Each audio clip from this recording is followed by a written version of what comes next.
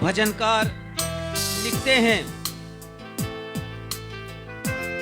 पृथ्वी के सब दूर दूर देशों ने हमारे परमेश्वर का किया हुआ उद्धार देखा है, और इसलिए आज की आराधना में हम अपने अद्वैत पिता परमेश्वर का, अपने उद्धारकर्ता प्रभु यीशु मसीह का और शांतिदायक पवित्र आत्मा का स्वागत करते हैं और उनकी उपस्थिति के लिए उन्हें धन्यवाद देते हैं।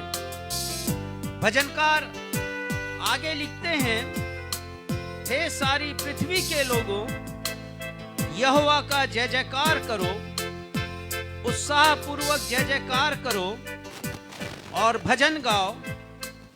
वीणा बजाकर यहोवा का भजन गाओ, वीणा बजाकर भजन का स्वर सुनाओ। तुरहियां और नरसिंगे फूंक फूंक कर यहोवा राजा का जय जयकार करो। तो आइए आज के प्रातः काल में, जो हम सभी के लिए विजय का दिन है, हम अपने परमेश्वर पिता का धन्यवाद दें और उनकी स्तुति करें, उनका जय जयकार करें गीत के इन शब्दों के साथ। हो तेरी स्तुति और आराधना, करता हूं मैं तुझसे यही प्रार्थना। हो तेरी स्तुति और आराधना, करता हूं मैं तुझसे यही प्रार्थना। महिमा से अपनी तू इस जगह को भर, अपनी इच्छा को पूरी यहाँ पर कर।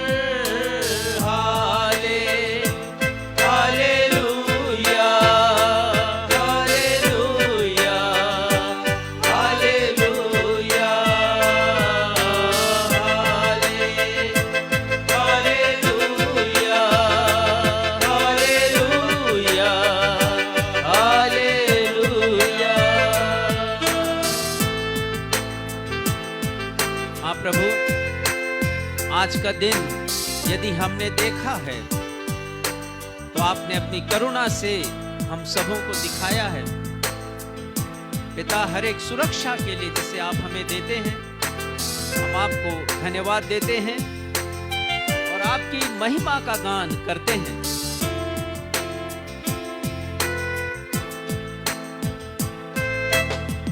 करुणा से अपनी नया दिन दिखाता है, ढाल बनकर मेरी मुझे बचाता है।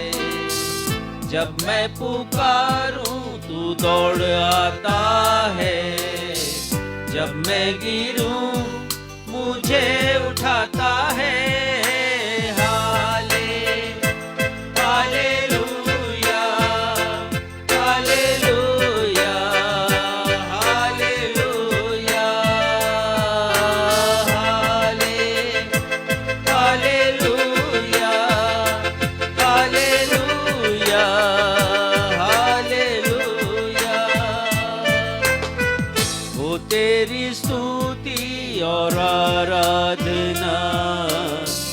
करता हूँ मैं तुझसे ये प्रार्थना, महिमा से अपनी तू इस जगह को भर, अपनी इच्छा को पूरी यहाँ पर कर।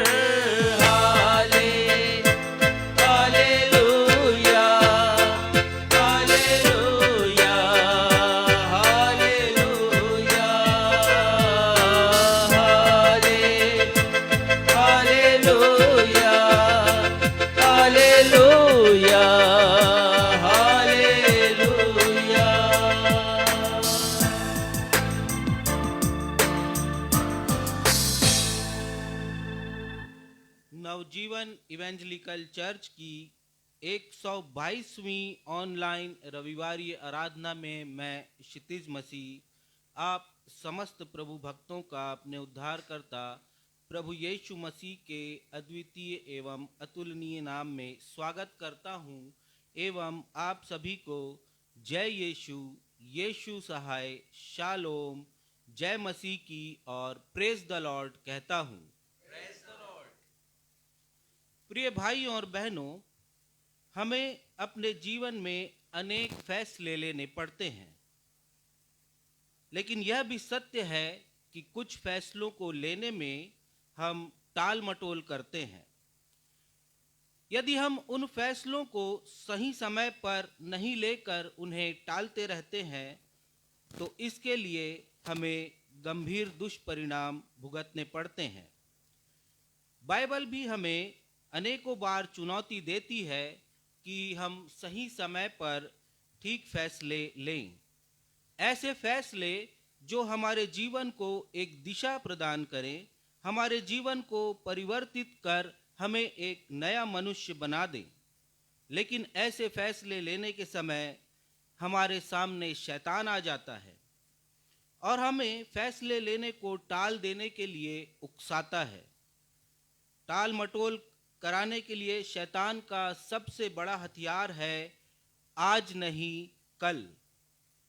जब कोई व्यक्ति प्रभु यीशु मसीह के पीछे चलने का निर्णय लेता है तो शैतान अड़ंगा मारकर कहता है, अभी तो तुम्हारा जीवन बहुत बाकी है, फिर कभी बाद में यीशु के पीछे चलना, अभी तो अपनी जिंदगी का मजा ले लो। शैतान को मालूम है कि कल कभी आता नहीं। शैतान के इसी चाल और छल में पड़कर बहुत से लोग टाल मटोल करते और प्रभु यीशु की बुलाहट को ठुकरा देते हैं। आज हमारे पास्टर साहब इसी विषय पर संदेश देंगे, अतः कृपया आराधना के अंत तक आप सभी हमारे साथ बने रहिए। आइए इस समय हम सब एक गीत गाएं जो कहता है कि यदि हमने सही समय पर सही फैसला नहीं लिया और टाल मटोल किया तो हमें गंभीर परिणाम भुगतने होंगे। और इस गीत के शब्द हैं, गुनाह की सजा जहन्नम जहन्नम, ऐ गुनहगार तू समझ ले।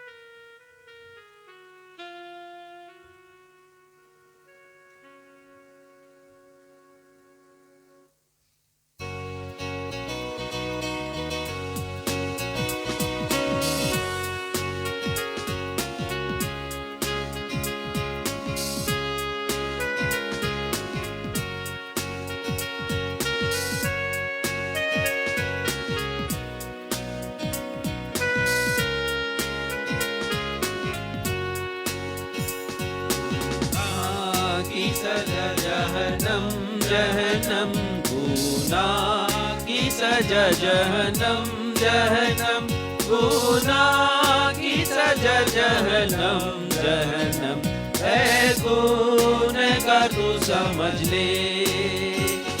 ये चीजें सारी पानी है पानी है, ये चीजें सारी पानी है पानी है, ये सारी पानी है, अनदेखी चीजें अब भी हैं।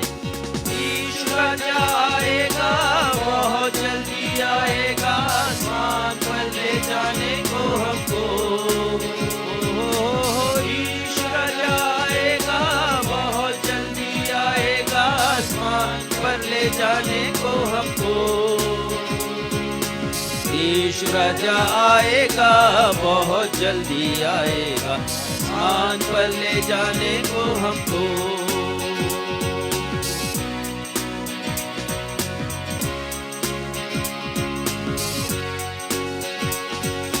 छोड़ दुनिया के सुखों को अब छोड़ दुनिया के सुखों को अब छोड़ दुनिया के सुखों को कि उसकी खुशी फानी है। होगी तमाम जब जिंदगी होगी तमाम जब जिंदगी होगी तमाम जब जिंदगी कोई कौड़ी साथ न जाएगी। यीशु राजा आएगा, बहुत जल्दी आएगा, आसमान पर ले जाने को हमको। यीशु राजा आएगा, बहुत आसमान पर ले जाने को हमको। यीशु राजा आएगा, बहुत जल्दी आएगा, आसमान पर ले जाने को हमको। दूसरा पद भी गाएंगे।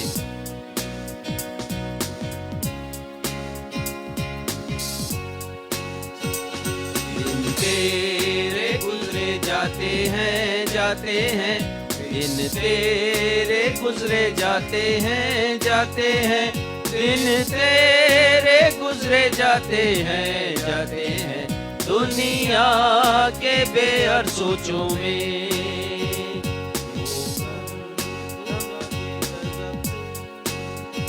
पेशतर खुदा के गजब से, गजब से, पेशतर खुदा के गजब से, गजब से, पेशतर खुदा के गजब से, गजब से, तू आ कदमों पर यीशु के। यीशु राजा आएगा, बहुत जल्दी आएगा, आसमान पर ले जाने को हमको। यीशु राजा आएगा, बहुत जल्दी आएगा, आसमान पर ले जाने को हमको। यीशु राजा आएगा, बहुत जल्दी आएगा, आसमान पर ले जाने को हमको। यीशु राजा आएगा, बहुत जल्दी आएगा, आसमान पर ले जाने को हमको।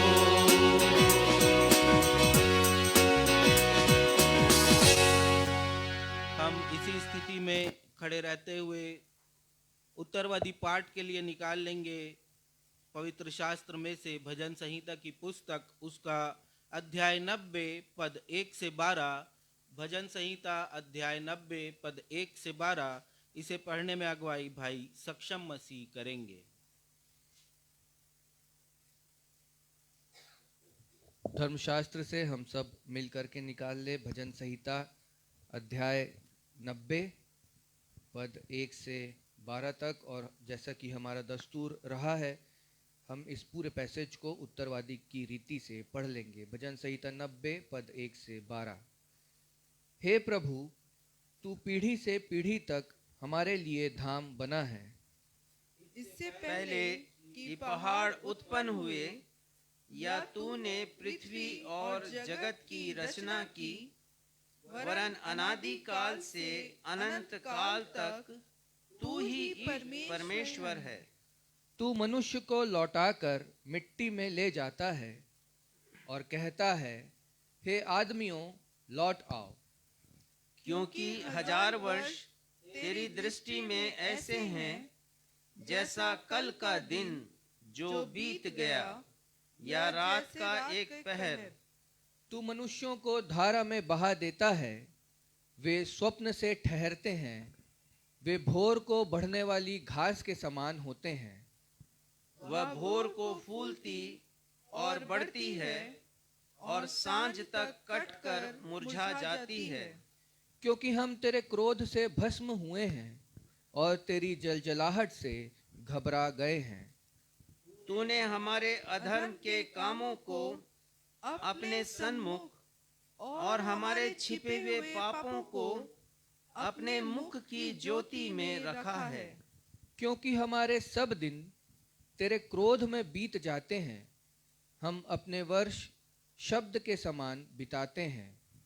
हमारी आयु के वर्ष 70 तो होते हैं, और चाहे बल के कारण 80 भी हो जाए, तो भी उनका घमंड केवल शोक और शोक ही शोक है।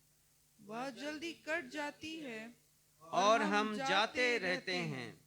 तेरे क्रोध की शक्ति को और भय के योग्य तेरे रोष को कौन समझता है? हमको अपने दिन गिनने की समझ दे कि हम बुद्धिमान हो जाएं। यह सत्य और जीवित परमेश्वर का सत्य और जीवित वचन है। परमेश्वर पिता अपने इस वचन के पढ़े जाने, सुने जाने और समझे जाने पे हम में से हर एक को अपनी बहुतायत की आशीषों से परिपूर्ण करें। हम सब कहें आमीन। आमीन। कृपया स्थान ग्रहण कीजिए।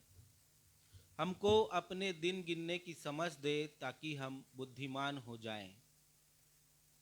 और दिन गिनने की समझ हमें तभी प्राप्त होगी जब हम प्रार्थना में जाएंगे, प्रभु परमेश्वर से अगुवाई मांगेंगे। अब हमारे पास्टर साहब को अवसर होगा कि वे अपनी सूचनाओं, कलीसिया की सूचनाओं से हमें अवगत कराएं। सूचनाओं के पश्चात वे हम सबों के लिए मध्यस्थता की प्रार्थना में अगुवाई करेंगे। यदि आप लोगों के पास कोई प्रार्थना का निवेदन है या कुछ आशीषों को आपने ग्रहण किया है जो गवाहियों के रूप में आप हमारे समक्ष रखना चाहते हैं, तो अवश्य आप हमें फेसबुक के कमेंट बॉक्स में कमेंट करें। हम आप लोगों के लिए प्रार्थना में अगुवाई करेंगे।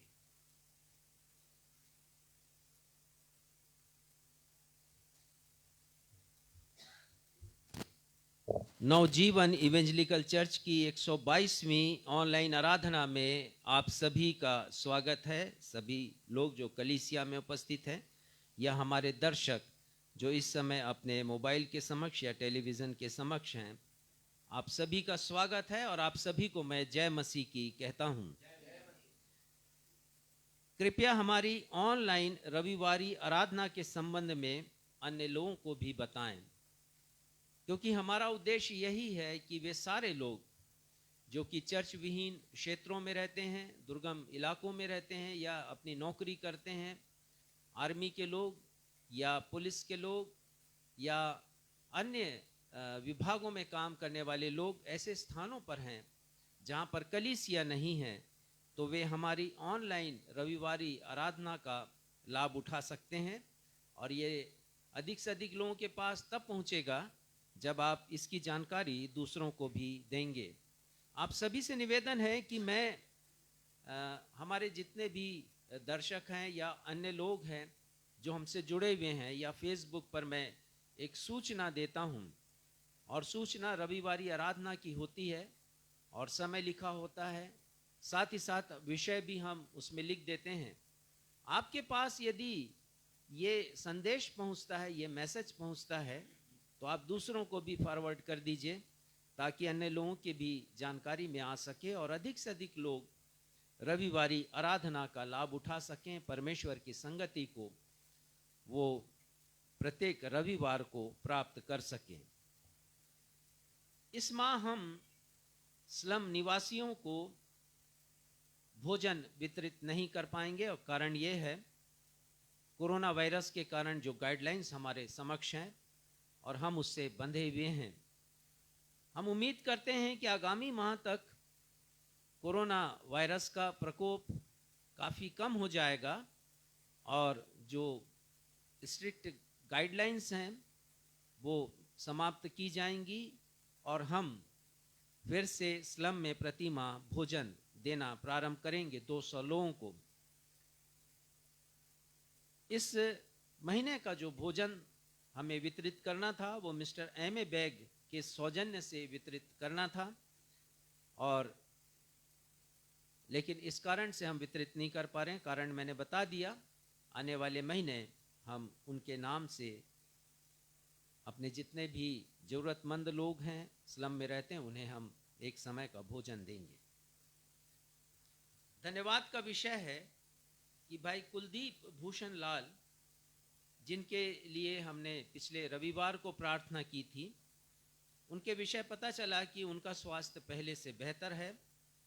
परमेश्वर पिता ने उन्हें चंगाई दी है। हम परमेश्वर पिता को धन्यवाद देते हैं।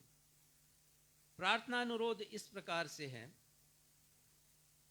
हम प्रार्थना करेंगे भाई रंजीत के लिए, जिन्हें अन्नू के नाम से पुकारा जाता है। वो डायलिसिस पर हैं। सप्ताह में उन्हें उनकी 3 बार डायलिसिस हो रही है और उनका किडनी काफ़ी डैमेज अवस्था में है। हम परमेश्वर पिता से प्रार्थना करते हैं कि हमारे उस भाई को वो चंगाई प्रदान करें, ताकि वो हमारा भाई स्वस्थ हो करके जीवित परमेश्वर के नाम की महिमा कर सके। साथ ही उनके परिवार में जो समस्या है, उस समस्या के निराकरण के लिए भी हम परमेश्वर पिता से प्रार्थना करते हैं।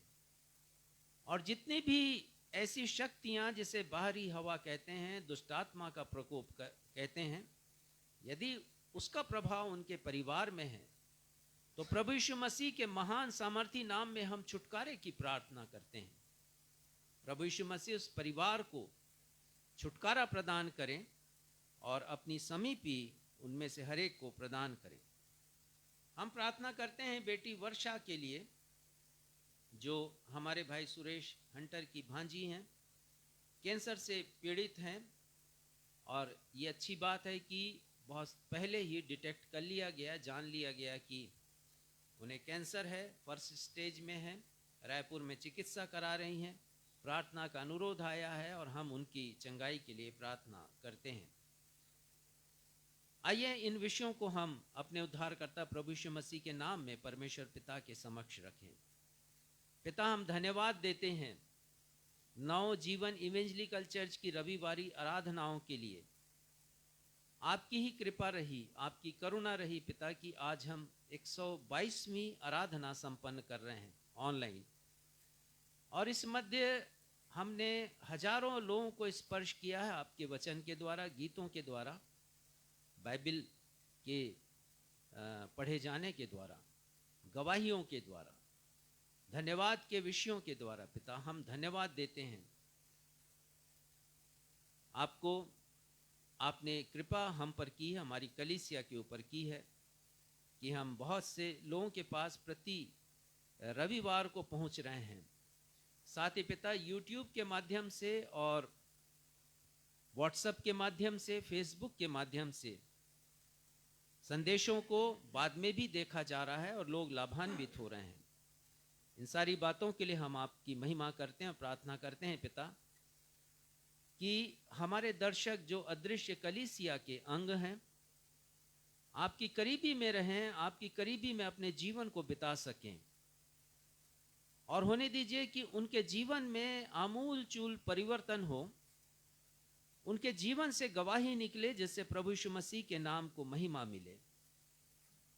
प्रार्थना करते हैं पिता कि हमारी ये ऑनलाइन आराधना लोगों के जन जागरण के कारण बहुत से लोगों तक पहुंच सके और अनेक लोग इस रविवारी आराधना के द्वारा आपकी आशीषों को प्राप्त कर सकें, आत्मिक जीवन उनका उन्नत हो सके। यही हमारी प्रार्थना है। धन्यवाद देते हैं भाई कुलदीप को, आपने स्पर्श किया और हमारी और बहुतों की प्रार्थनाओं को सुना, उन्हें आपने चंगाई दी है पिता। हम उनकी कुशलता के लिए प्रार्थना करते हैं। आने वाले समय में उनकी जितनी भी परेशानियां हैं, चाहे वो डायबिटीज़ की हो या वो मायोपिया की हो या फिर ब्लड प्रेशर की हो या कोई अन्य तकलीफ हो पिता, वो सारी तकलीफें प्रभु यीशु मसीह के नाम से जाती रहें और वो परिवार पिता आपके नाम की महिमा, स्तुति और आपका गुणगान कर सके। प्रार्थना करते हैं भाई रंजीत के लिए, जो सप्ताह में 3 बार डायलिसिस ले रहे हैं। प्रार्थना करते हैं कि आपकी कृपा उनके ऊपर हो और उन्हें चंगाई मिल सके पिता। दया कीजिए, उनके परिवार के ऊपर दया कीजिए, अपनी उपस्थिति बना दीजिए पिता उस परिवार में, ताकि हर एक ऐसी शक्तियां जो उस परिवार को परेशान करती हैं वहां से निकल सके। बेटी वर्षा के लिए प्रार्थना करते हैं। प्रार्थना करते हैं पिता, जबकि उन्हें कैंसर डायग्नोस किया गया है और ये एक ऐसा रोग है कि सुनते ही शरीर में सिहरन पैदा हो जाती है। हमारी उस बेटी के साथ हो, उनके ऊपर कृपा बना करके रखें और उन्हें चंगाई दें पिता। उनकी चिकित्सा सफल हो सके, उनका लाइन ऑफ ट्रीटमेंट अच्छा हो सके। वैसे पिता हम प्रार्थना करते हैं अपने भाई रेशम लाल के लिए, जिनके ब्रेन में ट्यूमर है और रायपुर में वो चिकित्सा करवा रहे हैं। और हमें सूचना मिली है पिता कि आपकी कृपा उनके ऊपर रही और ऑपरेशन की आवश्यकता उनके लिए नहीं है। हमारी प्रार्थना है पिता कि परिवार के हर एक डर को, भय को दूर कीजिए, उनके दुख को दूर कीजिए प्रभु, आनंद से भर दीजिए। आने वाले समय में वो स्वस्थ हों और हम सभी के मध्य में वो आ सके। पिता, इन सारे निवेदनों को हम अपने उद्धारकर्ता प्रभु यीशु मसीह के महान सामर्थी अतुलनीय नाम में आपके समक्ष रखते हैं और अपनी इस प्रार्थना को उन्हीं के नाम से मांगते हैं जिन्होंने हम सभी को ये प्रार्थना करना सिखाया। हे हमारे पिता, आप जो स्वर्ग में हैं, आपका नाम पवित्र माना जाए, आपका राज आए, आपकी इच्छा जैसे स्वर्ग में पूरी होती है वैसे इस पृथ्वी पर भी पूरी हो। हमारे दिन भर की रोटी आज हमें दीजिए और जिस प्रकार हमने अपने अपराधियों को क्षमा किया है उसी पे हमारे अपराधों को क्षमा कीजिए और हमें परीक्षा में नहीं डालिए बल्कि बुराई से बचाइए, क्योंकि राज, पराक्रम और महिमा सदा आपके हैं। आमीन।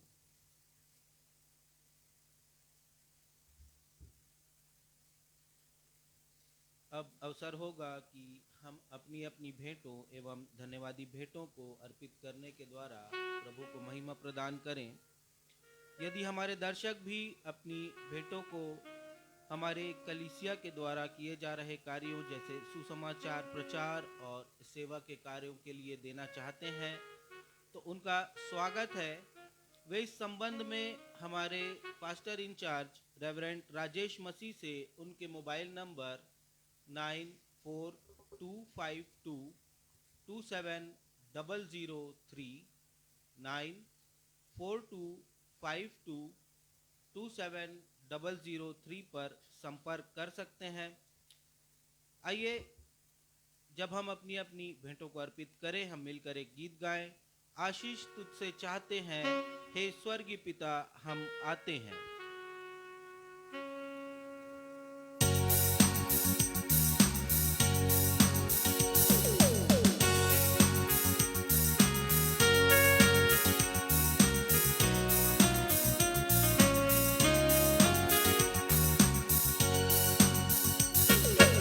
आशीष तुझसे चाहते हैं हे स्वर्गीय पिता, हम आते हैं।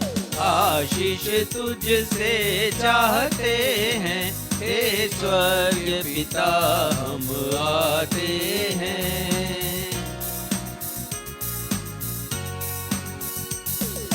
कोई खूबी है न लियाकत, बख्शो हमको अपनी ताकत। कोई खूबी है न लियाकत, बख्शो हमको अपनी ताकत। खाली दिलों को लाते हैं, खाली दिलों को लाते हैं हे स्वर्गीय पिता, हम आते हैं। आशीष तुझसे चाहते हैं हे स्वर्गीय पिता, हम आते हैं। आइए इन भेंटों के लिए प्रार्थना करेंगे। महान जीवित अनुग्रहकारी पिता परमेश्वर, आराधना के इस समय जब हमने अपनी भेंटों एवं धन्यवादी भेंटों को आपके नाम के द्वारा अर्पित किया है प्रेम पिता, इन्हें आपके चरणों पर रखते हैं। ये आपको ग्रहण योग्य होने पाए प्रेम पिता, ऐसी दया रखिए। प्रार्थना और विनती करते हैं, हर एक लोगों ने अपनी अपनी परिस्थिति के अनुसार इन भेंटों को अर्पित किया है। उनके जीवनों में हो रहे कामों को, घटनाक्रमों को आप जानते हैं। जिन्होंने बढ़ोतरी में दिया है उनकी आशीषों के लिए हम आपको धन्यवाद देते हैं। जिन्होंने कमी और घटी में दिया है प्रेम पिता, हम उनके लिए आशीष की प्रार्थना आपसे करते हैं। जिन्होंने गवाहियों के रूप में धन्यवाद की भेंटों को अर्पित किया है प्रेम पिता, उन गवाहियों के लिए आपको धन्यवाद देते हैं, क्योंकि जीवनों में काम करने वाले ईश्वर और कमाई पर बरकत रखने वाला हाथ केवल और केवल आपकी ओर से मिलता है प्रेम पिता। प्रार्थना और विनती करते इन भेंटों को अपने अनुग्रह के द्वारा बहुतायत में बदलिए, ताकि कलीसियाई सेवा के जो काम स्लम में चल रहे हैं और सुसमाचार के काम जो विभिन्न गांवों में चल रहे हैं, जो हम पास्टर्स को मदद प्रदान करते हैं प्रेम पिता, ताकि वे सुसमाचार का प्रचार करें, होने दीजिए ये सारे काम आपके नाम के द्वारा बहुतायत के साथ होने वाले हो सके।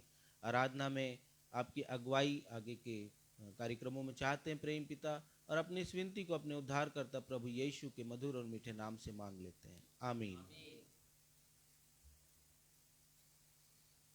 पवित्र शास्त्र बाइबल से पाठों के पठन का समय होगा। पहला पाठ जो पुराने नियम से लिया गया है, गिनती की पुस्तक अध्याय 14 पद 1 से 4 और उसके पश्चात अध्याय 14 का ही पद 20 से 23। गिनती अध्याय 14 पद 1 से 4 और 20 से 23, इसे पढ़ने में अगुवाई बहन आकांक्षा मसीह करेंगी। दूसरा पाठ जो नए नियम से लिया गया है, इब्रानियों की पत्री अध्याय 3 पद 7 से 15, इब्रानियों अध्याय 3 पद 7 से 15, इसे पढ़ने में अगुवाई श्रीमती बीना मसीह करेंगी।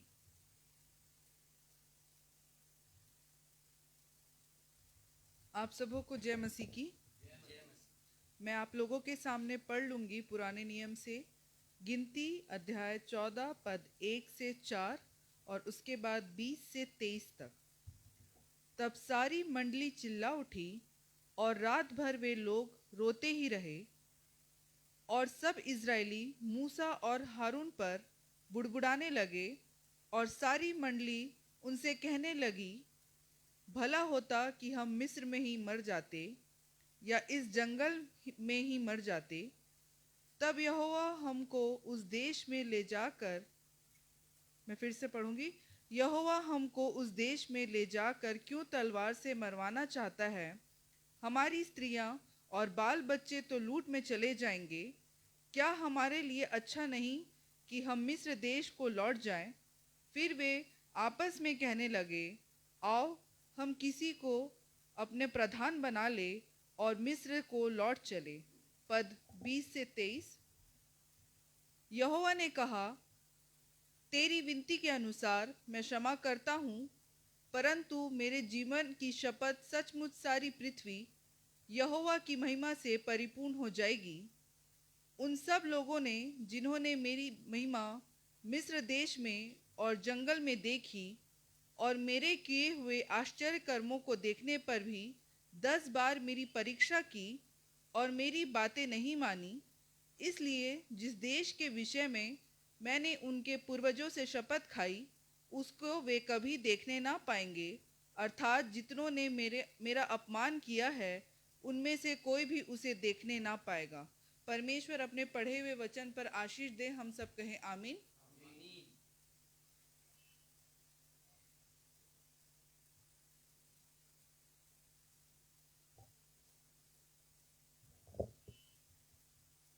प्रभु यीशु मसीह के मधुर नाम में आप सबको जय मसीह की। मैं धर्मशास्त्र के नए नियम से पढ़ लूंगी इब्रानियों की पत्री उसका 3 अध्याय पद 7 से 15 तक। यहाँ पर इस प्रकार लिखा है, अतः जैसा पवित्र आत्मा कहता है, यदि आज तुम उसका शब्द सुनो तो अपने मन को कठोर न करो, जैसा कि क्रोध दिलाने के समय और परीक्षा के दिन जंगल में किया था, जहाँ तुम्हारे बाप दादों ने मुझे जांच कर परखा और 40 वर्ष तक मेरे काम देखे।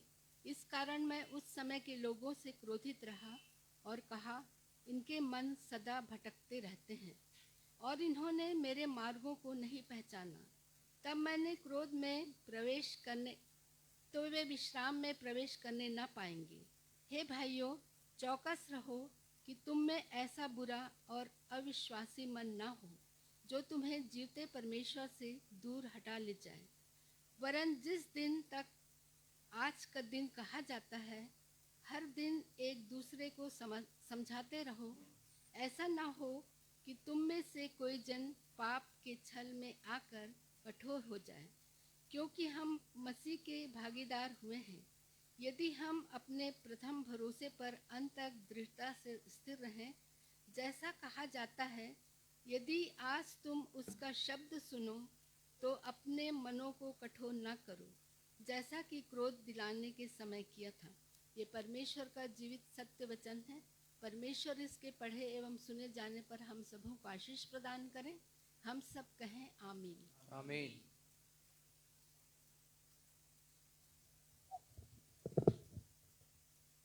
सुसमाचार पाठ के आधार में हम सभी अपने स्थानों पर खड़े हो जाएंगे।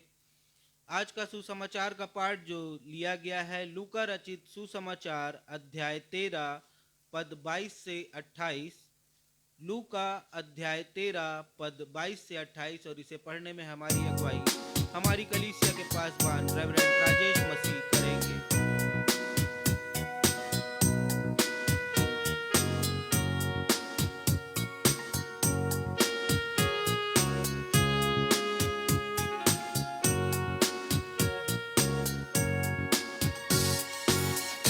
वचननु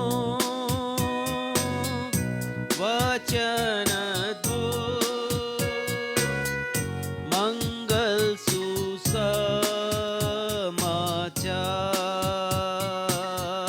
वचननु वचन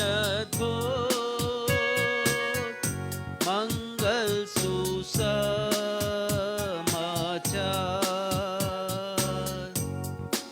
आज का सुसमाचार का पाठ लूका रचित सुसमाचार उसका 13वां अध्याय पद संख्या 22 से लेके पद संख्या 28 तक।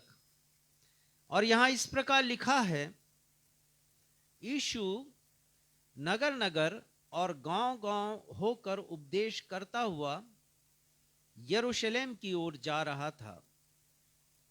और किसी ने उससे पूछा, हे प्रभु, क्या उद्धार पाने वाले थोड़े हैं?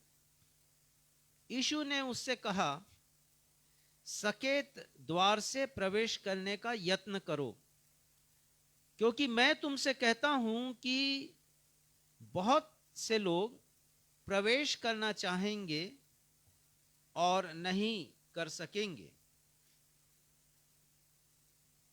जब घर का स्वामी उठकर द्वार बंद कर चुका हो और तुम बाहर खड़े हुए द्वार खटखटा कर कहने लगो, हे प्रभु, हमारे लिए द्वार खोल दे, और वह उत्तर दे, मैं तुम्हें नहीं जानता, तुम कहां के हो? तब तुम कहने लगोगे कि हमने तो तेरे सामने खाया पिया और तूने हमारे बाजारों में उपदेश दिया है। परंतु वह कहेगा, मैं तुमसे कहता हूं कि मैं नहीं जानता तुम कहां के हो। हे कुकर्म करने वालों, तुम सब मुझसे दूर हो।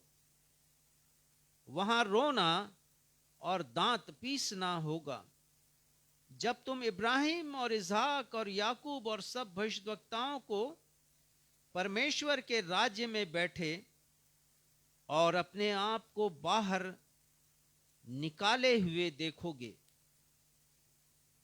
ये प्रभु यीशु मसीह का सुसमाचार है।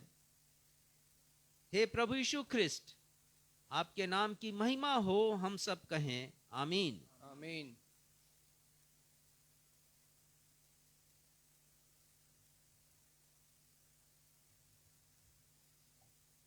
अब हम सभी के लिए सुनहरा अवसर होगा कि जब हम अपने जीवते परमेश्वर पिता के जीवते कलाम से सप्ताह भर की आत्मिक ऊर्जा को ग्रहण करेंगे।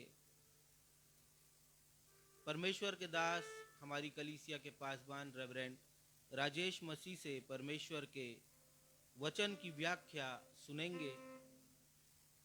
और आज जिस विषय पर हम मनन और चिंतन करने वाले हैं वह विषय है, यदि आप आत्मिक फैसलों को लेने में टाल मटोल करेंगे तो आप खतरे में पड़ जाएंगे।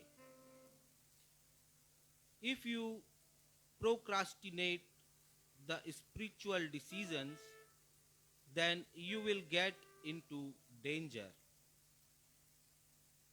लेकिन इससे पूर्व कि हम संदेश में जाएं, आइए अपने मनों को तैयार करें और संदेश से ताल्लुक रखता हुआ यह गीत गाएं, जिस गीत के शब्द हैं, मानवा रे कर ले तू तौबा अभी, 4 दिन की जिंदगी है ये, ना जाने कौन पल हो क्या।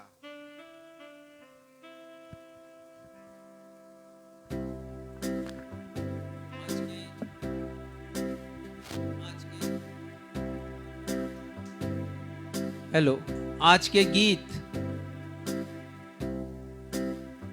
संदेश से ताल्लुक रखते हैं। इसके पहले भी हमने गाया। गुनाह की सजा जहन्नम जहन्नम। और हमने गाया कि यीशु राजा आएगा। हमने गाया तेरे दिन बीते जाते हैं दुनिया के बेअर्थ सोचों में।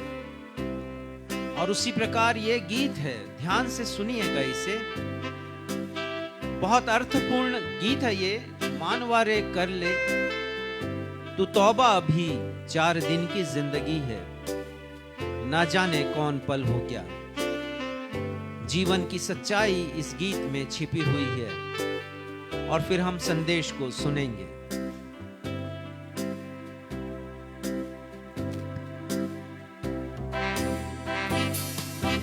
मानवारे मानवारे कर ले तू तौबा भी, 4 दिन की जिंदगी है ये, ना जाने कौन पल हो क्या। मानवारे मानवारे कर ले तू तौबा भी, 4 दिन की जिंदगी है ये, ना जाने कौन पल हो क्या। मानवारे मानवारे ओ हो ओ हो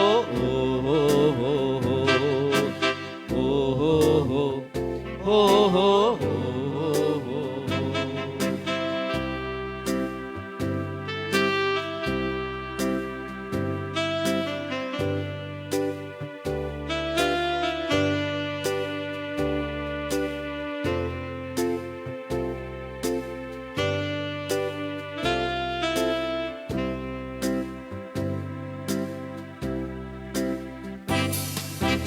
यीशु मसीहा ने दुख उठाया, हाथ और पैरों को घायल किया।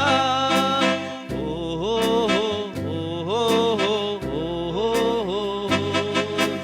यीशु मसीहा ने दुख उठाया, हाथ और पैरों को घायल किया। सिर पर भी कांटों का ताज पहना, सिर पर भी कांटों का ताज पहना। बस तेरे लिए पापी रे, बस तेरे लिए पापी रे। मानवारे मानवारे कर ले तू तौबा भी, 4 दिन की जिंदगी है ये, ना जाने कौन पल हो क्या। मानवारे मानवारे मानवारे मानवारे।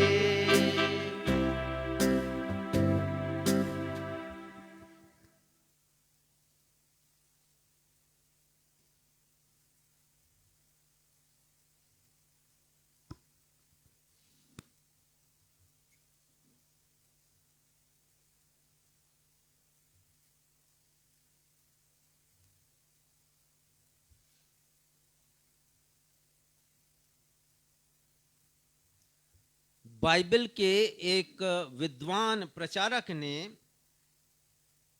बाइबल का अवलोकन कर महत्वपूर्ण घटनाओं को एक विशेष विषय या टाइटल के अंतर्गत खोजना प्रारंभ किया। उदाहरण के लिए मैं बताऊंगा, उस विद्वान प्रचारक ने खोजना प्रारंभ किया कि बाइबल में सबसे अधिक आनंददायक घटना कौन सी है, हैप्पीएस्ट इंसिडेंट्स कौन सी वो घटना है। उसी प्रकार उन्होंने बाइबल की सबसे दुखद सैडेस्ट घटना को खोजना प्रारंभ किया। और उसी प्रकार बाइबल की आशा और निराशाजनक घटना कौन सी है? बाइबल की नम्र और कठोर घटना कौन सी है? और वो स्थल कहां पर है, कहां पर पाए जाते हैं? ये उन्होंने ढूंढना शुरू किया। विभिन्न विषयों के अंतर्गत विभिन्न प्रकार की घटनाओं को खोजते खोजते उन्हें सबसे अधिक खतरनाक घटना के बारे में भी पता चला जो बाइबल में है। Dangerous incidents. और इस घटना का विवरण उन्हें प्रेरितों के काम उसके 24वें अध्याय में मिला। सारे पदों को हम विस्तार से नहीं पढ़ेंगे। मेरा निवेदन है कि आज जब घर जाएं, बाइबल पढ़ें, तो प्रेरितों के काम 24वां अध्याय पढ़िएगा। पूरा मंजर, पूरा वाक्यात आपको समझ में आ जाएगा। कुछ संक्षेप में मैं बताऊंगा उस खतरनाक घटना के विषय में। जब आप प्रेरितों के काम 24वें अध्याय को पढ़ेंगे तो जानेंगे कि संत पौलुस के ऊपर गवर्नर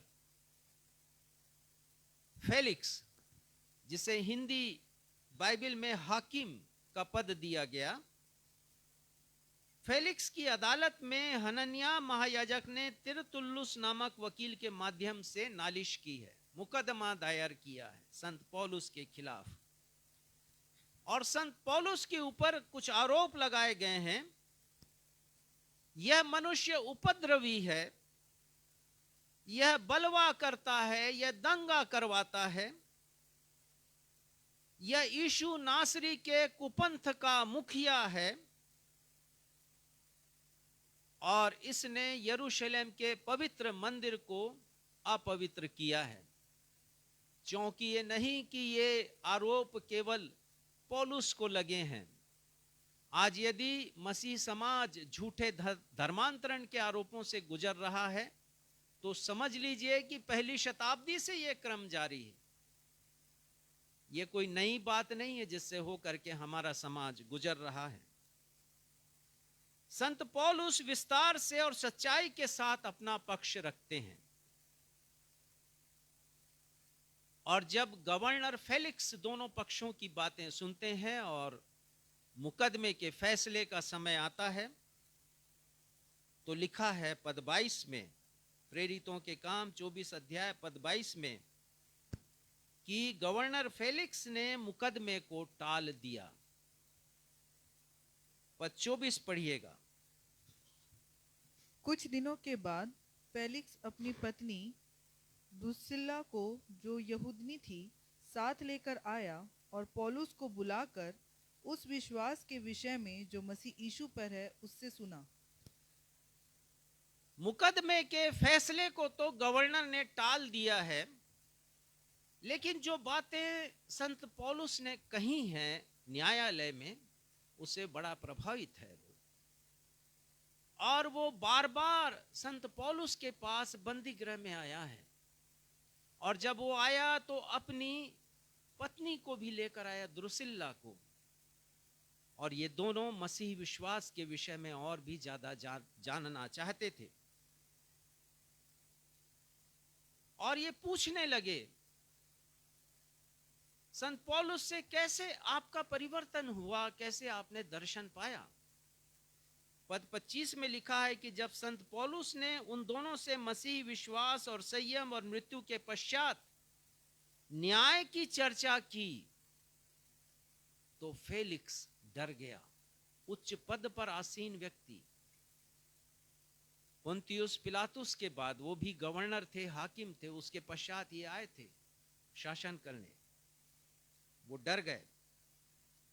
और पद 25 में लिखा है कि वो संत पौलुस से कहते हैं, अभी तो तू चला जा, अवसर पाकर मैं तुझे फिर बुला लूंगा।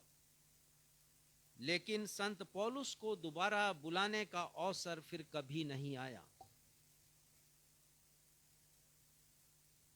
उस विद्वान प्रचारक ने इस पूरे संदर्भ में दो खतरनाक वाक्यों पर गौर किया।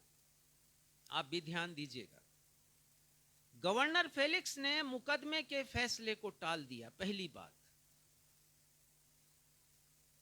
और दूसरी बात है, गवर्नर फेलिक्स ने प्रभु यीशु मसीह के संबंध में, मसीह विश्वास के संबंध में, मृत्यु के पश्चात न्याय के संबंध में सब कुछ जाना है, परंतु अनमोल अवसर को आज नहीं कल पर छोड़ दिया। तू अभी चला जा पौलुस, फिर बाद में अवसर मिलेगा तो मैं तुझे बुलाऊंगा। कितना अच्छा होता कि फेलिक्स, जिसने मसीह विश्वास के बारे में सुना था, वो प्रभु यीशु मसीह को ग्रहण कर लेता, अवसर को जाने नहीं देता, वो टाल मटोल नहीं करता। बाइबल के उस विद्वान प्रचारक की नजर में यह बाइबल की सबसे खतरनाक घटना और खतरनाक घटना के खतरनाक शब्द हैं, और वो शब्द है टाल मटोल करना। ये भावार्थ मैं बतला रहा हूं घटना का। अंग्रेजी में प्रोक्रास्टिनेशन कहते हैं इसे, टाल मटोल करना। और ये शब्द शैतान का सबसे धारदार और उपयोगी हथियार है।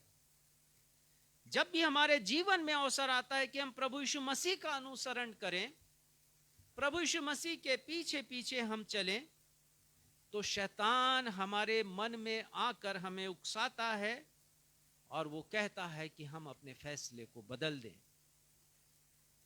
हम टाल मटोल करें। शैतान हमारे विचारों में आकर हमसे कहता है कि यह वक्त प्रभु यीशु मसीह को मुक्तिदाता मानकर ग्रहण करने का नहीं है, तुम्हारे लिए उस पर विश्वास करने का वक्त नहीं है, ये वक्त पश्चाताप करने का नहीं है, ये वक्त मन फिराने का नहीं है, उद्धार पाने का नहीं, ये सही समय बिल्कुल नहीं है। और वो कहता है आज नहीं कल, क्योंकि वो जानता है कि कल कभी आता नहीं। एक पेट्रोल पंप पर लिखा हुआ था, कल से पेट्रोल मुफ्त मिलेगा। एक व्यक्ति अपनी कार में पेट्रोल भराने के लिए पहुंचा था। भरवाना तो था 50 लीटर, लेकिन केवल 5 लीटर उसने भरवाया। सोचा कल यदि मुफ्त मिलेगा तो कितनी अच्छी बात है, मैं कल ही भरा लूंगा फुल टंकी। और वो दूसरे दिन आता है और वो कहता है वहां के वर्कर से कि भैया फुल टंकी कर देना, आज तो मुफ्त में है। नहीं, आज मुफ्त में नहीं मिलेगा, पैसे देने पड़ेंगे। क्यों देने पड़ेंगे? वो बोर्ड को पढ़िए क्या लिखा है, पेट्रोल कल मुफ्त मिलेगा। शैतान को मालूम है कि कल कभी आता नहीं, और वो हमसे हमारे फैसलों को टाल देता है, टलवा देता है, टाल मटोल करता है। विद्वान प्रचारक का कथन बिल्कुल सत्य है, क्योंकि यदि आज भी मसीही कहलाए जाने वाले लोगों से पूछा जाए कि क्या आपने उद्धार पाया है, क्या आप बॉर्न अगेन हैं, क्या आपने अपने मन को परिवर्तित किया है, मन फिराया है, क्या आप मृत्यु के पश्चात अनंत जीवन पर यकीन करते हैं, क्या आप स्वर्ग पर यकीन करते हैं, और क्या आप यकीन करते हैं कि यीशु मसीह पर विश्वास करने के द्वारा मृत्यु के पश्चात आप स्वर्ग में जाएंगे? तो बहुत से मसीही कह देंगे आज नहीं कल। वो टाला मटोल करेंगे, वे आनाकानी करेंगे, और वो अपने फैसले को विलंबित कर देंगे। बहुत से लोग आलस्य के कारण फैसला नहीं लेते हैं, आज नहीं कल। और बहुत से लोग इतने व्यस्त होते हैं अपनी जिंदगी में, कोई पढ़ाई में, कोई नौकरी में, कोई किसी और काम में, कि वक्त नहीं होता कि ऐसे विषय की तरफ उनका ध्यान भी जाए। इस संदर्भ में आज का विषय है, यदि आप आत्मिक फैसलों को लेने में टाल मटोल करेंगे तो आप खतरे में पड़ जाएंगे, आपको खामियाजा भुगतना पड़ेगा। एक ऐसा खामियाजा जिसे आप सुधार नहीं सकेंगे, जिसको रिपेयर नहीं कर सकेंगे आप। If you procrastinate spiritual decisions, then you might get into danger. हम खतरे में पड़ जाएंगे यदि आत्मिक फैसलों को लेने में हम टाल मटोल करेंगे। आज का विषय मुझे और आपको, विशेषकर उन मसीहियों को जिन्होंने आज तक आत्मिक निर्णय नहीं लिया, फैसला नहीं लिया, या उन मसीहियों के लिए भी जिन्होंने कभी यीशु मसीह को ग्रहण किया, फैसला लिया, लेकिन आज वो बैकस्लाइड हैं, आज उनका जीवन प्रभु यीशु मसीह में नहीं है। ऐसे हरेक लोगों को ये विषय सतर्क करता है, जागरूक करता है और आगाह करता है कि यदि आज हमने टाल मटोल किया, आज हमने निर्णय नहीं लिया, आज हमने अपने जीवन के एक अहम फैसले को भविष्य के ऊपर छोड़ दिया, आज यदि हमने कोताही बरता, तो कल यानी मृत्यु के पश्चात एक बड़ी कीमत हमें चुकानी पड़ेगी। टाल मटोल करने वाले पश्चाताप करेंगे उस दिन आंसू बहाएंगे, छाती पीटेंगे वो, जब रोना और दांतों का पीसना होगा। ऐसे लोग हाथ मलते रह जाएंगे। आज मैं 4 बिंदुओं के द्वारा बताऊंगा कि क्यों आपको आत्मिक निर्णय लेने के लिए, क्यों आपको प्रभु यीशु मसीह के पीछे चलने के लिए, उनका अनुसरण करने के लिए, क्यों आपको उद्धार प्राप्त करने के लिए, क्यों प्रभु यीशु मसीह को ग्रहण करने के लिए टाल मटोल नहीं करना चाहिए, क्यों आपको अपने फैसले के लिए टालना नहीं चाहिए, उसे टाल मटोल नहीं करना चाहिए। 4 कारण मैं आप सभी को बताऊंगा। पहली बात यह है, हम इसलिए टाल मटोल नहीं करें क्योंकि पवित्र आत्मा हमसे आज ही निर्णय की बात कहते हैं। वो कहते हैं कि तुम्हें ये फैसला आज ही लेना। ये मेरे शब्द नहीं है, ये पवित्र शास्त्र के शब्द हैं। और पवित्र आत्मा इसलिए आपके हृदय से बातचीत करते हैं कि हो सकता है कल तक बहुत देरी हो जाए। अभी हमने गीत गाया, मानवारे मानवारे कर ले तू तौबा भी, 4 दिन की जिंदगी है ये, न जाने कौन पल हो क्या। जीवन की सच्चाई है, हम नहीं जानते। अखबारों को उठा लीजिए, किसी भी दिन के अखबार को पढ़ लीजिए, लोगों की मृत्यु हुई है एक्सीडेंट में, बीमारी में, तकलीफों में। कल तक जो बहुत हंसमुख थे, परिवार के सदस्य थे, आज वो नहीं है परिवार के अंग। 4 दिन की जिंदगी है ये, ना जाने कौन पल हो क्या। परमेश्वर का वचन हमें हिदायत देता है, पढ़िएगा इब्रानियों 3 अध्याय 7वां पद, नए नियम से पत्रियों से पढ़ा गया अध्याय, उसके कुछ पदों पर हम ध्यान देंगे। इब्रानियों 3 उसका 7वां पद, अतः जैसा पवित्र आत्मा कहता है, यदि आज तुम उसका शब्द सुनो तो अपने मन को कठोर न करो। पवित्र आत्मा कहता है, जब परमेश्वर का वचन प्रचार किया जाता है या फिर कोई गीत गाया जाता है या वचन पढ़ा जाता है या किसी की गवाही होती है, तो पवित्र आत्मा सुनने वालों की आत्मा से बात करता है, ये सत्य है। और पवित्र आत्मा कहते हैं इब्रानी 3:7 के अनुसार, यदि तुम आज उसका शब्द सुनो तो अपने मन को कठोर नहीं करो। पवित्र आत्मा हमारे मन को कायल करते हैं, खासकर ऐसे लोगों के मन को जिन्होंने पहली बार सुना है परमेश्वर के वचन को। ऐसे लोगों के मन को जो प्रभु को छोड़ दिए हैं,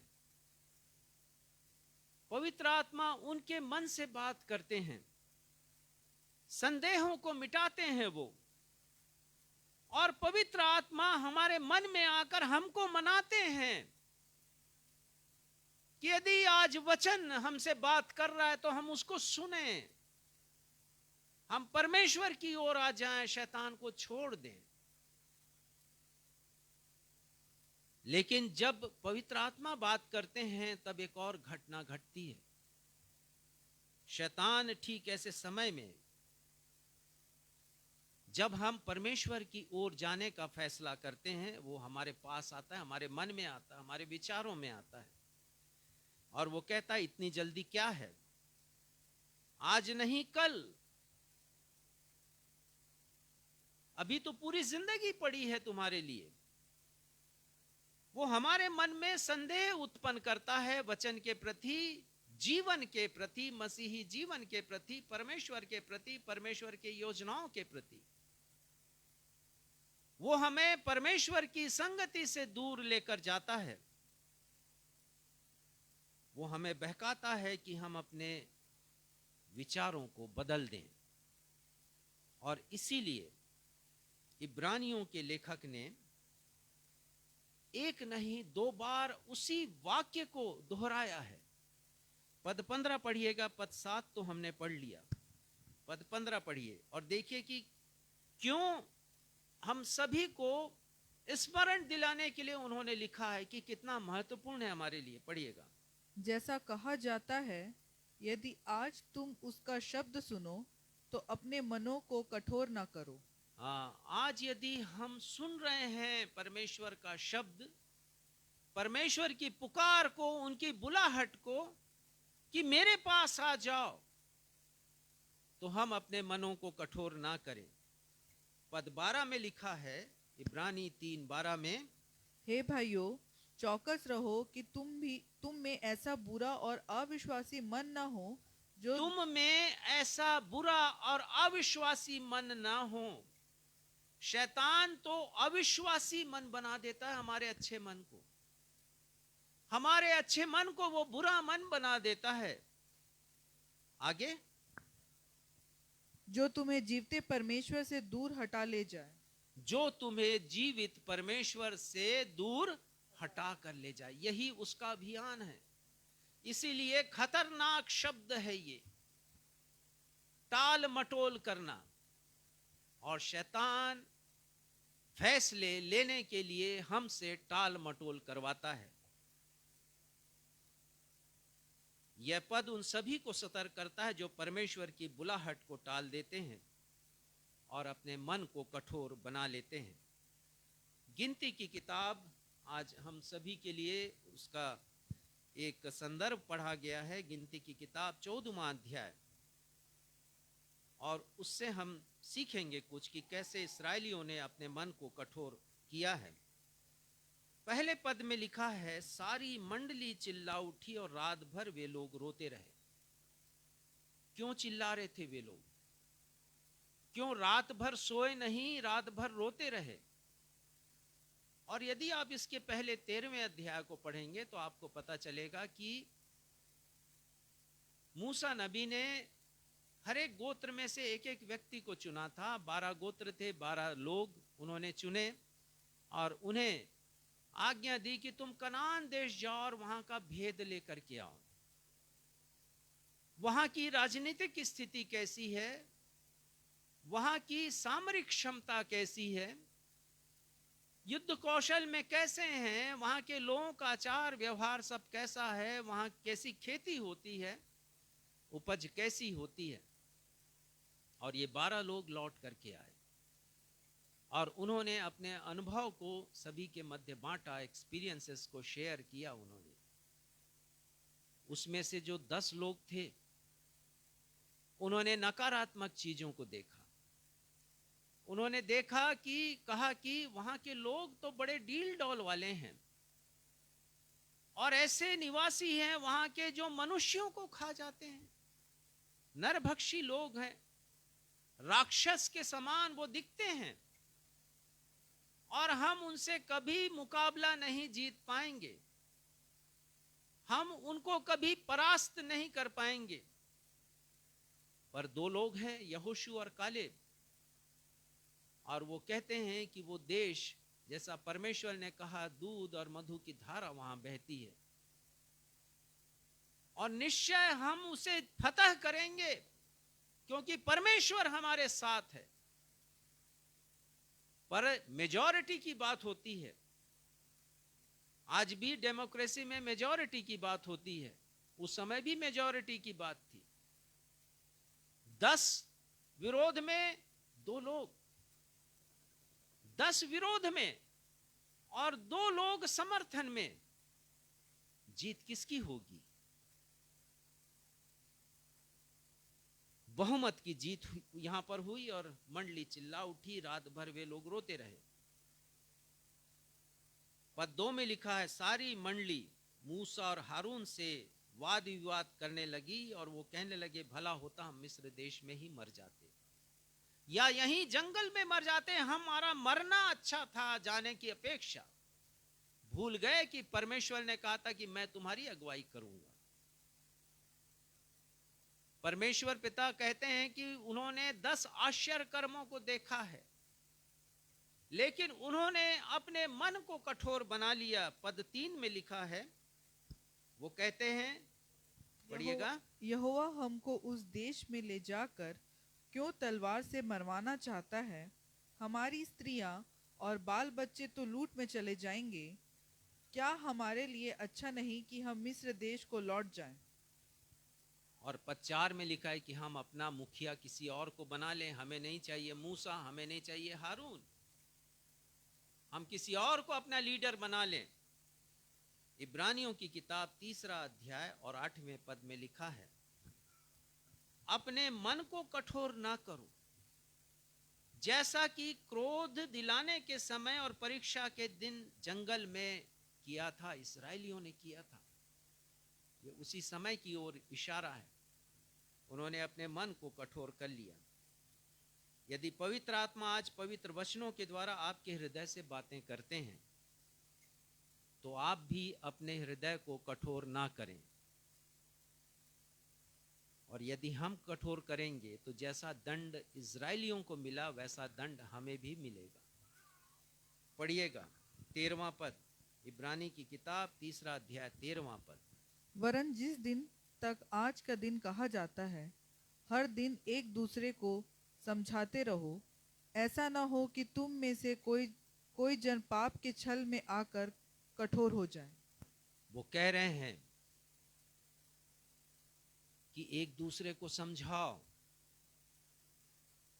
हर आज के दिन में एक दूसरे को समझाओ कि कोई जन पाप के छल में आकर कठोर ना कर ले अपने मन को। और आज मैं आपको समझा रहा हूं, इस अवसर को आप टाले नहीं, अपने मनों को आप कठोर नहीं करें, पवित्र आत्मा की समझाइश की उपेक्षा आप नहीं करें। और यदि आपने आज ऐसा किया कि तिरस्कार किया परमेश्वर का और उनके वचन का, पवित्र आत्मा की आवाज को आपने अनसुनी किया, तो आपका हश्र भी इस्राएलियों के समान होगा। ये मैं नहीं कह रहा, परमेश्वर का वचन कह रहा है।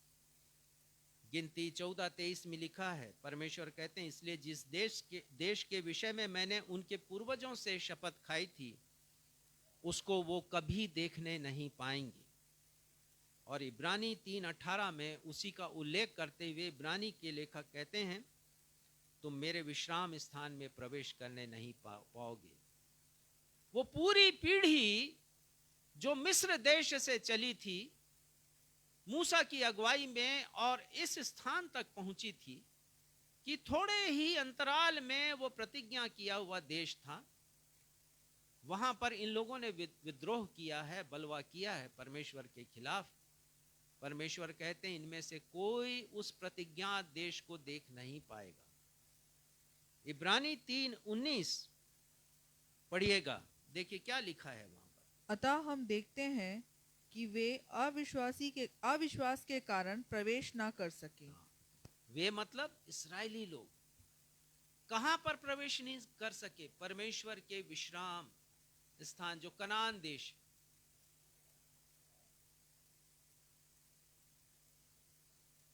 क्षमा करेंगे, यहां पर 3:18 में लिखा, तुम मेरे विश्राम स्थान में प्रवेश करने नहीं पाओगे। परमेश्वर ने कहा था और ये बिल्कुल सत्य साबित हुआ। पूरी की पूरी पीढ़ी नष्ट हो गई, सारे लोग मर गए कुछ समय के पश्चात। और जो नई पीढ़ी इस जंगल की यात्रा में नई पीढ़ी आई थी, उस पीढ़ी ने यहोशू और कालेब के साथ उस प्रतिज्ञात देश में प्रवेश किया, जिन्होंने विश्वास किया। जिन लोगों ने मिस्र, यदि आप अपने हृदय को कठोर करेंगे, पवित्र आत्मा की आवाज को अनसुनी करेंगे, टालेंगे उसको, तो याद रखिए आप भी वही दंड पाएंगे जैसा इस्राएलियों ने पाया। आप परमेश्वर के विश्राम स्थान में कभी प्रवेश करने नहीं पाएंगे।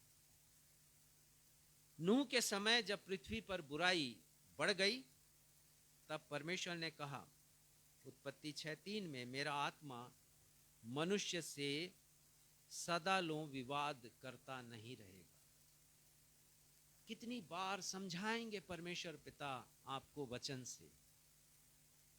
कितनी बार? क्या हम प्रत्येक रविवार को कलीसिया जाके औपचारिकता नहीं निभा रहे हैं? यदि जीवन में परिवर्तन नहीं है तो, यदि हमने पवित्र आत्मा की आवाज को अनसुनी किया है तो, यदि हम परमेश्वर के वचन को सुनकर भी वही जिंदगी जी रहे हैं, संसार की जिंदगी, शैतान के अधीनता में रह रहे हैं, तो हम भी इस दंड के भागी होंगे। यीशु को हां कहना जीवन है और यीशु को ना कहना मृत्यु। आप किसे चुनेंगे? 2 कुरिन्थियों 6वें अध्याय के पहले पद में लिखा है, हम जो उसके, संत पौलुस लिख रहे हैं, उसके अर्थात प्रभु यीशु मसीह के सहकर्मी हैं, तो तुम्हें यह समझाते हैं कि परमेश्वर का अनुग्रह जो तुम पर हुआ है वो व्यर्थ ना हो। मैं और आप प्रत्येक दिन, प्रत्येक घंटा, प्रत्येक मिनट, प्रत्येक पल परमेश्वर के अनुग्रह में व्यतीत करते हैं।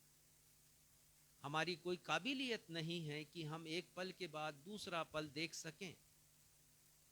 खासकर वर्तमान समय के माहौल में वो कहते हैं कि अनुग्रह तुम पर हुआ, इसे व्यर्थ नहीं जाने दो। और 6वें अध्याय के 2 पद में, 2 कुरिन्थियों 6वां अध्याय 2 पद में वो कहते हैं, क्योंकि वह तो कहता है, अपनी प्रसन्नता के समय मैंने तेरी सुन ली और उद्धार के दिन मैंने तेरी सहायता की। परमेश्वर पिता के लिए सबसे प्रसन्नता का समय होता है जब कोई मन फिराता है।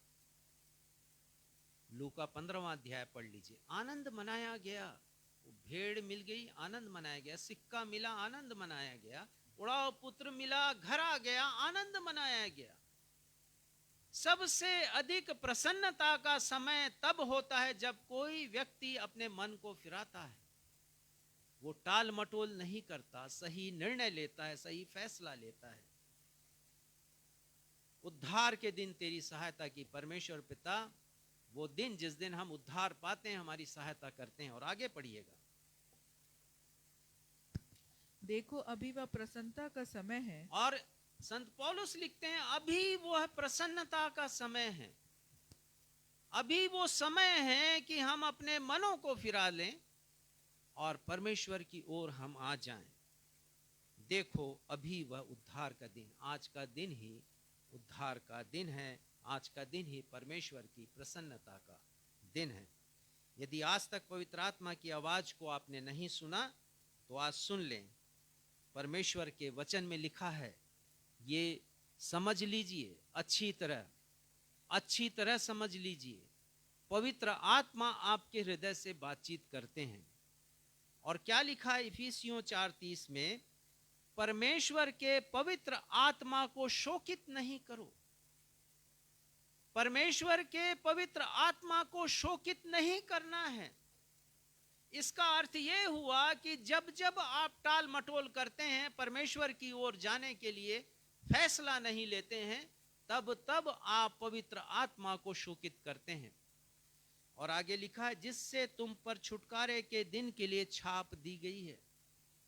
जिस भी दिन कोई व्यक्ति प्रभु यीशु मसीह को ग्रहण करता है, शैतान की अधीनता को छोड़कर परमेश्वर की समीपता में आता है, उस दिन पवित्र आत्मा एक छाप लगाता है, समझ जाइए। और वो छाप प्रभु यीशु मसीह का छाप है, जो मुझे और आपको छुटकारा देता है। ये कोई मामूली बात नहीं है। दूसरी बात, हमें इसलिए टाल मटोल नहीं करना चाहिए क्योंकि सुसमाचार की बुलाहट के प्रति हमारा हृदय कठोर से कठोरतम होता चला जाता है। समझाऊंगा इसको कि जब हम तिरस्कार करते हैं परमेश्वर की बुलाहट का, टाल मटोल करते हैं, हमारा हृदय कठोर होता है। लेकिन जब हम बार बार करते हैं परमेश्वर के वचन को सुनकर, तो हमारा हृदय कठोरतम होता चला जाता है। यिर्मयाह नबी ने इस्राएलियों के कठोर हृदय का वर्णन करते हुए लिखा है, यिर्मयाह 5वां अध्याय 3 पद। वो यहां पर लिखते हैं, हे यहोवा, क्या तेरी दृष्टि सच्चाई पर नहीं है? पढ़िएगा। हे यहोवा, क्या तेरी दृष्टि सच्चाई पर नहीं है? तूने उनको दुख दिया परंतु वे शोकित नहीं हुए। तूने उनको दुख दिया पर वो शोकित नहीं हुए। कारण नहीं ढूंढा कि ये दुख क्यों है। हमारे जीवन में यदि दुख आता है तो कारण ढूंढना चाहिए कि क्यों दुख है हमारे जीवन में। आगे, तूने उनको नष्ट किया परंतु उन्होंने ताड़ना से भी नहीं माना। ताड़ना देते हैं परमेश्वर कि हम मान जाएं, शैतान की ओर से परमेश्वर की तरफ हम आ जाएं, पर उन्होंने क्या किया? उन्होंने मन से भी अधिक कठोर है। उन्होंने अपना मन चट्टान से भी अधिक कठोर किया है। ये स्थिति है, ये आत्मिक दशा है इस्राएलियों की। उन्होंने पश्चाताप करने से भी इंकार कर दिया। यिर्मयाह नबी लिखते हैं। राजाओं की किताब से एक वृत्तांत का वर्णन करना चाहूंगा। जब इस्राएलियों ने परमेश्वर के बुलाहट के प्रति अपने मन को चट्टान से भी अधिक कठोर कर दिया, तब परमेश्वर ने चाहा कि इस्राएल देश का पतन हो जाए। अशूर देश के शक्तिशाली राजा, उन्होंने इस्राएल देश पर आक्रमण किया। शोमरोन राजधानी थी इस्राएल की, उसको फतह किया उन्होंने, और इजरायली लोगों को हजारों लाखों की संख्या में गुलाम बनाकर वो अशूर देश में लेकर आ गया और वहीं उनको बसा भी दिया।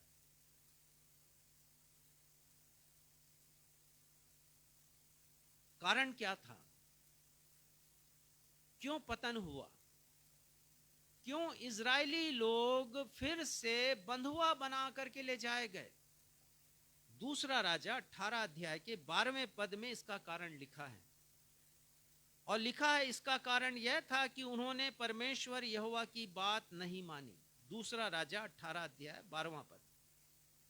इसका कारण यह था कि उन्होंने अपने परमेश्वर यहोवा की बात ना मानी, वरन उसकी वाचा को तोड़ा, और जितनी आज्ञा यहोवा के दास मूसा ने दी थी उनको टाल दिया। उनको इजरायलियों ने टाल दिया। यही तो आज हम अध्ययन कर रहे हैं कि हमें टाल मटोल नहीं करना है। इजरायलियों ने किया टाल मटोल, टाल दिया परमेश्वर की आज्ञा को, परमेश्वर के वचन को, और लिखा ना उनको सुना, परमेश्वर के वचन को सुना, और ना उनके समान वचन में जो लिखा है काम किया उन्होंने। क्या इजरायलियों का यह व्यवहार हमारे लिए भी सत्य नहीं है? क्या हम भी परमेश्वर की बुलाहट को अनसुनी नहीं करते हैं? क्या मैं और आप भी अपने मन को चट्टान से भी अधिक कठोर नहीं कर लेते हैं? क्या हम भी क्रूस की बुलाहट को टाल नहीं देते हैं? प्रभु यीशु मसीह ने भी कहा मरकुस 7वें अध्याय के 9वें पद में, तुम अपनी रीतियों को मानने के लिए परमेश्वर की आज्ञा को कैसी अच्छी तरह टाल देते हो। हमने भी कलीसियाओं में बहुत सी रीतियां, बहुत सी विधियां बना ली हैं, संविधान गढ़ लिए हैं हमने, और हम परमेश्वर की आज्ञा को टाल देते हैं, हम उनको महत्व देते हैं। कहां से आएगी जागृति? यह एचकेल नबी इसराइल के आत्मिक पतन का वर्णन करते हुए लिखते हैं, यह एचकेल 3 अध्याय के 7वें पद में, परंतु इसराइल के घराने वाले तेरी सुनने से इंकार करेंगे, वे मेरी भी सुनने से इंकार करेंगे। परमेश्वर कह रहे हैं यह एचकेल से कि ये इजरायली लोग ना तेरी सुनेंगे ना मेरी सुनेंगे, क्योंकि इजराइल का सारा घराना, पढ़िएगा बड़ा अच्छा है वहां पर, क्योंकि इजराइल का सारा घराना ढीठ और कठोर मन का है। सारा घराना ढीठ बन गया है, सारा घराना, सारे लोग कठोर मन के हो गए, कठोर हृदय के हो गए। क्या यह सत्य नहीं है कि हम भी परमेश्वर के वचन के प्रति ढीठ हो जाते हैं और मन को कठोर कर लेते हैं? परमेश्वर का वचन हमें सावधान करता है। इब्रानियों 3:8 में लिखा है, अपने मन को कठोर नहीं करो। हम अपने मन को कठोर कदापि ना करें। इसलिए जब भी हम पवित्र आत्मा की आवाज को सुने और पवित्र आत्मा कहे हमसे आकर, जैसा वचन में लिखा है, मार्ग यही है, इसी पर चलो, तो अपने मन को ढीठ और हृदय को कठोर ना करें। हम परमेश्वर के पीछे चलने के लिए टाल मटोल ना करें। हृदय का कठोर हो जाना किसी भी प्राकृतिक विपदा से कम नहीं है। सुसमाचार की बुलाहट के विरोध में हृदय को कड़ा करना परमेश्वर का तिरस्कार करना है, परमेश्वर का अपमान करना है। एक गीत है मसीही गीत संग्रह में, प्रेम से आज यीशु बुलाता तुझे, पापी तू आ पिता के पास, पिता के प्रेम से तू रहता क्यों दूर, दुखी निराश और हताश।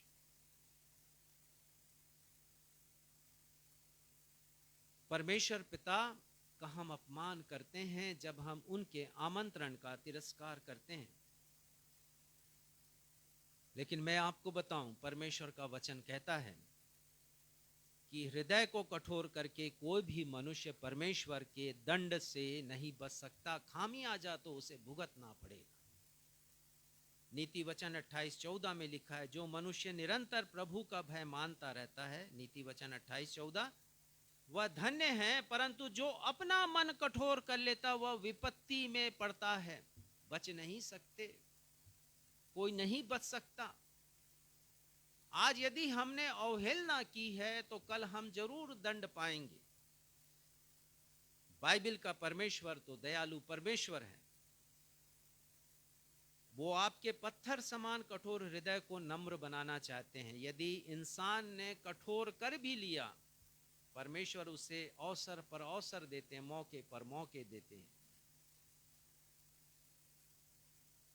यह हिजकेल 36:26 बहुत अच्छा पद है। ये मेरे और आपके सीखने के लिए परमेश्वर की एक बहुत बड़ी प्रतिज्ञा है। यहाँ पर यह हिजकेल 36 उसका 26वां पद पढ़िएगा। मैं तुमको नया मन दूंगा और तुम्हारे भीतर नई आत्मा उत्पन्न करूंगा। हाँ, लिखा है कि मैं तुम्हें नया मन दूंगा, तुम्हारे भीतर नई आत्मा उत्पन्न करूंगा, और तुम्हारी देह में से पत्थर का हृदय निकालकर तुमको मांस का हृदय दूंगा। ये परमेश्वर का ऑपरेशन है, आत्मिक ऑपरेशन परमेश्वर का। पत्थर का हृदय निकालकर हमें मांस का हृदय देंगे। कठोर हृदय को नम्र बना देंगे वो परमेश्वर पिता। लेकिन ये तब होगा जब आप परमेश्वर के करीब आएंगे, पवित्र आत्मा की आवाज को सुनेंगे, उनके आमंत्रण का तिरस्कार आप नहीं करेंगे। मैंने पढ़ा कि एक हृदय रोग होता है, बहुत बाद में उसके बारे में पता चला, क्योंकि बहुत से लोगों की मृत्यु हो रही थी और यह पता किया गया कि उनके हृदय में कोई ब्लॉकेज नहीं है। तो क्यों मृत्यु क्यों हो रही है, तो खोज करने के बाद पता चला एक रोग के बारे में, हृदय रोग के बारे में, जिसको कार्डियोमायोपैथी कहते हैं। और जब ये रोग किसी को होता है तो उसका हृदय, उस व्यक्ति का हृदय, उसका जो मांस है, उसका जो फ्लैश है, वो कठोर हो जाता है, उसके टिश्यूज कठोर हो जाते हैं। तो हृदय को जो धड़कना चाहिए, हृदय धड़कता नहीं है, स्पंदन नहीं करता हृदय, क्योंकि उसका मांस कठोर हो गया। और उसका एक ही उपाय होता है कि हार्ट ट्रांसप्लांट कर दिया जाए, हृदय प्रत्यारोपण। और यदि हृदय प्रत्यारोपित होता है तो आदमी बच जाता है। परमेश्वर पिता भी पत्थर का हृदय निकालकर हमें नम्र हृदय देना चाहते हैं। सवाल यह है कि हम लेना चाहते हैं या नहीं। यदि आप हृदय परिवर्तन के लिए तैयार हैं तो टाल मटोल बिल्कुल नहीं कीजिए। तीसरा बिंदु, हम इसलिए टाल मटोल नहीं करें क्योंकि मौजूदा परिस्थितियों में प्रभु यीशु मसीह का आगमन बहुत निकट है। इधर प्रभु यीशु मसीह का आगमन हुआ बादलों पर, फिर मेरे और आपके लिए कोई चांस नहीं रहेगा यदि हमने हृदय परिवर्तित नहीं किया, मन को नहीं फिराया है। परमेश्वर के आमंत्रण का यदि हमने सकारात्मक जवाब नहीं दिया है, मौजूदा परिस्थितियों में प्रभु यीशु मसीह कभी भी इस पृथ्वी पर आ सकते हैं। कुछ मैं साइन के बारे में, चिन्हों के बारे में आपको बताऊंगा। प्रभु यीशु मसीह के द्वितीय आगमन का सबसे बड़ा संकेत है इजराइल देश का बनना। 14 मई 1948 में इजराइल देश बनाया गया और ये प्रभु यीशु मसीह के द्वितीय आगमन का सबसे बड़ा चिन्ह है, क्योंकि भविष्यवाणियों को पूरा करने के लिए, पूरा होने के लिए इजराइलियों को इजराइल देश में और आना था और इजराइल देश को बसाना था, और उन्होंने बसाया। मैं आपको बताना चाहता हूं कि द्वितीय विश्व युद्ध में 60 लाख यहूदियों को मार डाला गया। एक निर्बल देश था इजराइल, और वो कैसे शक्तिमान बन गया, कैसे शक्ति संपन्न हो गया, हम सब जानते हैं कि अपने आसपास वो 6 से अधिक देशों से घिरा है, लेकिन किसी की हिम्मत नहीं कि उसे आंख भी वो दिखा सके। ये प्रभु यीशु मसीह के दूसरे आगमन का प्रबल संकेत है। फिर हम देख रहे हैं कि आजकल बहुत से देशों में राजनीतिक अस्थिरता है, जिसका ताजा ताजा उदाहरण यूक्रेन है। उसकी सीमाओं पर रूस ने 1 लाख से अधिक सैनिकों का जमावड़ा रखा है और अति आधुनिक वेपन्स उसने इकट्ठे किए हैं, और ये कहा जा रहा है कि किसी भी समय वो यूक्रेन में आक्रमण कर सकता है। कारण ये है कि यूक्रेन नाटो का सदस्य बनना चाहता है, और नाटो हमेशा रूस की शक्तियों को जो विश्व के खिलाफ काम करती हैं उसे दबाना चाहता है, और वो नहीं चाहता कि यूक्रेन नाटो का सदस्य बने। फिर हम देखते हैं मनुष्य के स्वभाव में आश्चर्यजनक परिवर्तन आया है। दूसरा तीमुथियुस 3 अध्याय 1 से 5 पद यदि आप पढ़ेंगे तो मनुष्य के स्वभाव में जो आश्चर्यजनक परिवर्तन आया उसे हम देख सकते हैं। और इस परिवर्तन को आप प्रतिदिन अखबारों में पढ़ सकते हैं, टेलीविजन में आप समाचारों में सुन सकते हैं कि कैसा मनुष्य पहले से अधिक खूंखार हो गया है, मनुष्य कितना हिंसात्मक हो गया है, मनुष्य में प्रेम का अभाव हो गया है। पहले एक हत्या होती थी, पूरा शहर कांप जाता था। आजकल तो अनेक हत्याएं हो जाती हैं। किसी के चेहरे पर शिकन भी नहीं आती, क्योंकि रोजमर्रा की जिंदगी का वो हिस्सा बन गया है। प्रकृति के स्वभाव में आश्चर्यजनक परिवर्तन आ गया है। हम देखते हैं भूकंप आ रहे हैं, बार बार आ रहे हैं, अकाल, इतने ज्यादा वैज्ञानिक उपलब्धियों के पश्चात भी अकाल है, लोग भूखे मर रहे हैं, ज्वालामुखी फट रहा है और तबाही ला रहा है, जंगल में आग लग रही है और लाखों एकड़, लाखों हेक्टेयर जंगल जल करके भस्म हो रहे हैं, जिसके कारण वायुमंडल में आश्चर्यजनक परिवर्तन है। हम देख रहे हैं आकाशीय ग्रह, सूर्य, चंद्रमा, चांद, सितारों के स्वभाव में भी परिवर्तन आ गया है। अद्भुत परिवर्तन हो रहे हैं। मेरे पास समय नहीं कि ये सब जानकारियां दूं आपको। ज्ञान का अत्यधिक विकास हुआ है, नॉलेज इतनी तेजी से बढ़ा है कि नई नई बातें हमें पता चलती हैं। असंख्य किताबें आ गई हैं, कंप्यूटर ऐसे ज्ञान से और इंटरनेट ऐसे ज्ञान से भरा पड़ा है। यदि आप जिंदगी, पूरी जिंदगी पढ़ना चाहें तो कम है जिंदगी उसके लिए। आप इंजीनियरिंग की बात करें, मेडिकल साइंस की आप बात करें या इलेक्ट्रॉनिक्स की बात करें, बेतहाशा ज्ञान आ गया है पृथ्वी के ऊपर। और उसी के साथ बहुत सी बीमारियां आई हैं, नई बीमारियां आई हैं, जिसमें कोविड भी एक है, महामारी लेकर आई है। लेकिन इन सब परिस्थितियों के मध्य में एक और संकेत है प्रभु यीशु मसीह के आने का, और वो ये है कि कठिन परिस्थितियों में, विषम परिस्थितियों में भी सुसमाचार का प्रचार किया जा रहा है। पूरे विश्व में, अनेक देशों में, और बहुत से लोग प्रभु यीशु मसीह के पास आ रहे हैं, असंख्य लोग आ रहे हैं प्रभु यीशु मसीह के पास। और एक और संकेत है कि झूठे मसीह खड़े हुए हैं, झूठे भविष्यद्वक्ता, कई प्रचारक आ गए हैं। आप YouTube पर देख लीजिए, ऐसी ऐसी बातें बताएंगे जिनका कोई संबंध परमेश्वर के वचन से नहीं है। वो केवल उपलब्धि हासिल करना चाहते हैं, वो केवल अपने लिए मान सम्मान ढूंढते हैं और पैसा कमाने का जरिया बन गया है। ये वचन में आया, परमेश्वर के वचन में झूठे प्रचारक खड़े हुए हैं। और इसी के साथ एक और संकेत है कि जो परंपरागत मसीही हैं उनका विश्वास कमजोर पड़ गया है प्रभु यीशु मसीह के, क्योंकि कलीसियाओं को रीति और विधियों ने बहुत नुकसान पहुंचाया है, लोगों के विश्वास को मारकर। प्रभु यीशु मसीह कहते हैं प्रकाशित वाक्य 22:12 में, देख मैं शीघ्र आने वाला हूं। और 22:17 में लिखा, और आत्मा और दुल्हन दोनों कहते हैं आ।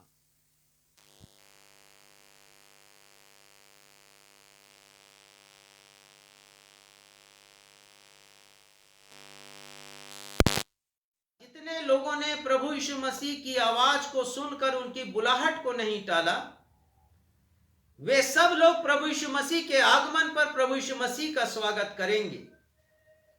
परंतु जिन्होंने प्रभु यीशु मसीह की आवाज को अनसुनी कर उनकी बुलाहट का तिरस्कार किया, वे सारे लोग छाती पीटेंगे। प्रकाशित वाक्य 1:7 में लिखा है, देखो वह बादलों सारे कुल उसके कारण छाती पीटेंगे।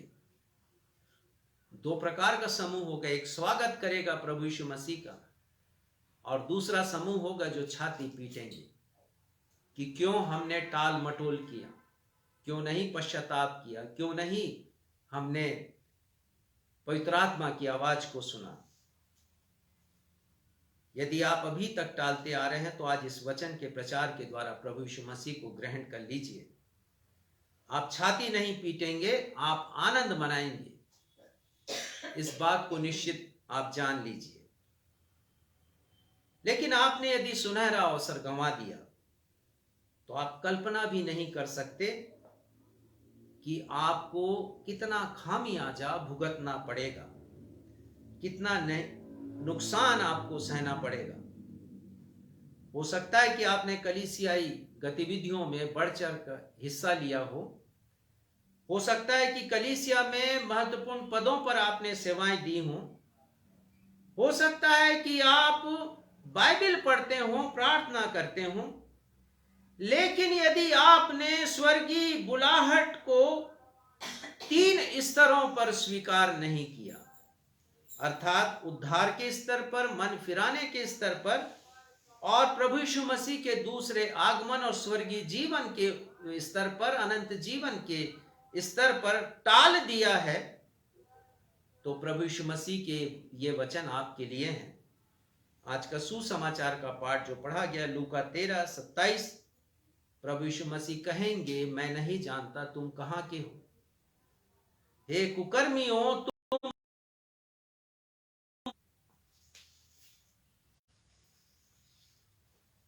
हमें इसलिए टाल मटोल नहीं करना चाहिए। चौथी बात, चौथा कारण, क्योंकि हमारा जीवन बहुत छोटा है, हमारा जीवन बहुत अनिश्चित है। हम नहीं जानते कि मृत्यु कब हमारा आलिंगन कर लेगी। बाइबल कहती है कि मनुष्य का जीवन स्वप्न के समान होता है। हमने पढ़ लिया आज के उत्तरवादी पाठ में, हमने पढ़ लिया उत्तरवादी पाठ में कि मनुष्य का जीवन भोर को बढ़ने वाली घास के समान होता है। अय्यूब कहते हैं मनुष्य जो स्त्री से उत्पन्न होता है वह थोड़े दिनों का होता है। और वो कहते हैं 7वें अध्याय के 6वें पद में, मेरे दिन जुलाहे की घड़की से भी अधिक फुर्ती से चलने वाले हैं। सबोपदेशक 8:7 में सुलेमान कहते हैं, मनुष्य नहीं जानता कि क्या होने वाला है और कब होगा, ये उसे कौन बता सकता है। हम अनजान हैं अपने भविष्य से। हमारा जीवन अनिश्चित है, हमारा जीवन छोटा है, हमारे जीवन का पहिया बड़ी तेज गति से घूम रहा है। इसलिए हमें टाल मटोल नहीं करना है। संत पौलुस ने टाल मटोल नहीं किया। बहुत अच्छा विवरण आया है। आज का जो पाठ पढ़ा गया, क्षमा करेंगे, प्रेरितों के काम 26 अध्याय उसके 19वें पद में, ये हमने पढ़ा नहीं था। यहां संत पौलुस राजा अग्रिपा के समक्ष अपनी मसीही गवाही को रखते हैं और वो कहते हैं कि जब प्रभु यीशु मसीह ने उन्हें दमिश्क के मार्ग पर दर्शन दिया और जब उन्होंने सूर्य से भी अधिक तेज रोशनी देखी वहां पर, वो कहते हैं, हे राजा, मैंने उस स्वर्गीय दर्शन की बात नहीं टाली। प्रेरितों के काम 26 अध्याय 19वां पद। संत पौलुस ने नहीं टाला उस आवाज को जिसे उन्होंने सुना, हे शाऊल तू मुझे क्यों सताता है।